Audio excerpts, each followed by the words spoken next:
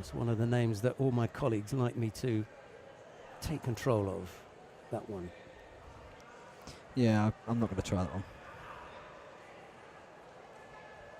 She's got a particular style, Unterwurzacher, and I'm just wondering if that busy, aggressive style is going to be enough to unsettle Bellard, because some people play into her hands. Yeah. Because she's awkward, they take up awkward stances, and then the whole thing looks awkward. But I've got the feeling that Unterwurzacher is like one of those boxers who's just got, only one way forward.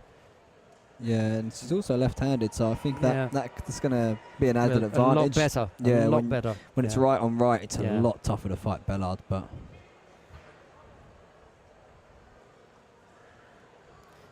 Yeah, I think that Bellard will pick up penalties as well, because she's going to look as though she's avoiding to take a grip. She has that one arm around, and I think she's going to... see, there you go. Right, straight away, good call.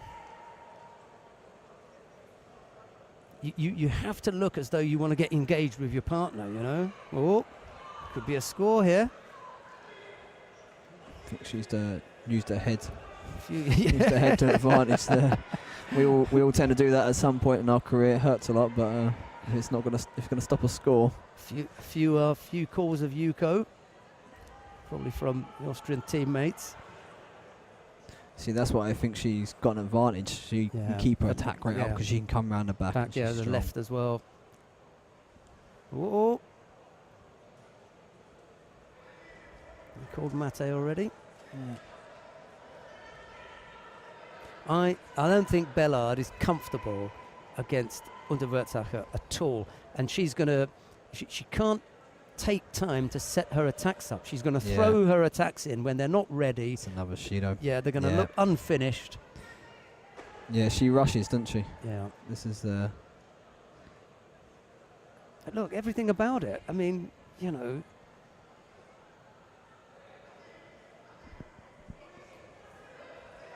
she's got such an extreme stance.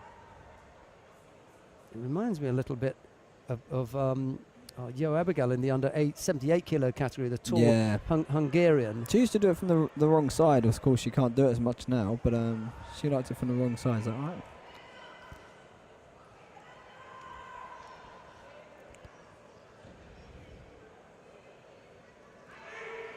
See, that left hand of Unterwurzacher is going to be really important. If she can get that left hand on and be strong, she can throw the left leg behind and come down for a Tanio Toshi.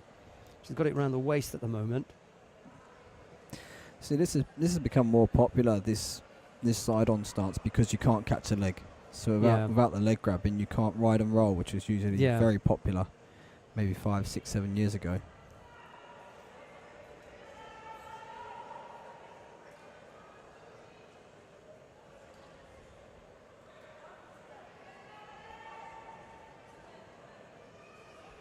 She's on the arm.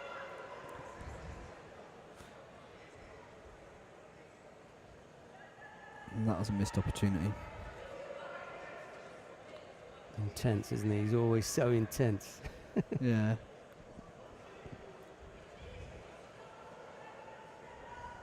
Can't get the left leg far enough across, and it's such a tall and long body. She seems so hard to throw from there. Because people get round, they're getting caught up on a tight, but for some reason, no finish to the techniques, which indicates to me that she must be very stable from that position, very strong. The second that she gets her hands on, she's on the side. There's very little that Unterwurzacher can do to attack in a traditional, front-on position. She's always having to come from the side here, because the minute that they engage, Bellard is on the side. Yeah, she minimises the surface area you can hit. Yeah, that you can get to. Yeah, you can. Yeah, again. But they've been hot on that today. It's interesting. Well, especially the kind of contest we've watched in this final block, 2 of them. See, with 3 Shidos on the board now, Unterwurzacher is going to have a look over and say, right, I'm closing up shop. She's quite happy, isn't she? I'm not going to bust a gut trying to put myself in a position to throw her. and expose myself here. I'm just going to, what she should be looking to do is to get to grips and make sure that she doesn't get in that position again. See, no control there from Bellard. All the balance is on the other side. Someone who was in the middle could have taken control of that on the way down. I think this is where... Yeah, better effort now for Unterwurzacher. Just hook in and... Yeah, and chop it down and look for the Unterwurzacher.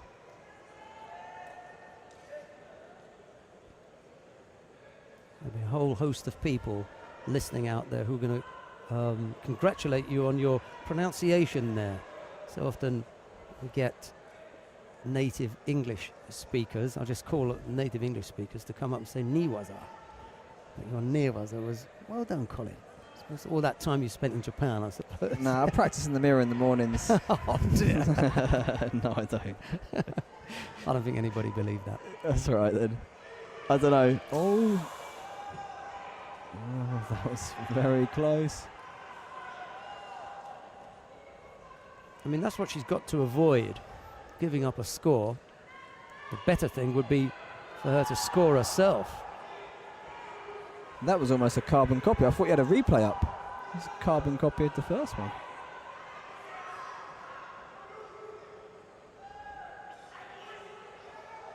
It's interesting. I could see that coming. Go on. Yeah, you can't. It's interesting that no one can seem to control her. Once yeah, she gets exactly. the position, she almost always gets there. I mean, this looks like it could be a third Judo, which means we're heading to golden score. Yep, here we go. She looked in so much control. Looked like she was playing the perfect fight plan. And I don't see Bellard having changed much, but she's given away 3 Judos. Running out of steam here as well. Unterwurzacher. Things beginning to unravel a little bit, aren't they? Not just the hair. No.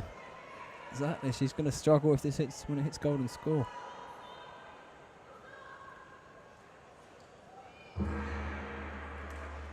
Maybe that's the subtle difference. Maybe she's opened up more on the other side with the Sumigaeshi, but it seemed like the Austrian was in complete control. And then with a minute to go, it was 3-1 at one stage, wasn't it? Yeah. And then bang, bang. Yeah. Time for a rethink here from Unterwurzacher, and it's too late to try and work out the gripping. That's gone. Yeah. She hasn't got that gripping. It's what to do when Bellard gets her hands on, because she can't do anything to stop it. No. Bellard gets her hands on, and she's in control of the shape. It's what Unterwurzacher can do once they get involved in that kind of... Look, I mean, even... She can't even stand face on, can she? There you go, that's a bit better. I think it all plays into the mentality of when the angle she gives them to look at her. It's almost like, you know, when you walk on a mat... You're only going to get one side. Yeah, you give that person that impression, that's all they're going to get. But for Bellard, all she's got to do is keep hitting the same way, and Unterwurzacher's going to really struggle to get back into this. Can't afford for Bellard to be first. Almost every time Unterwurzacher is chasing things. One more and that will do. Bellard is first here. Unterwurzacher is going to get wound up.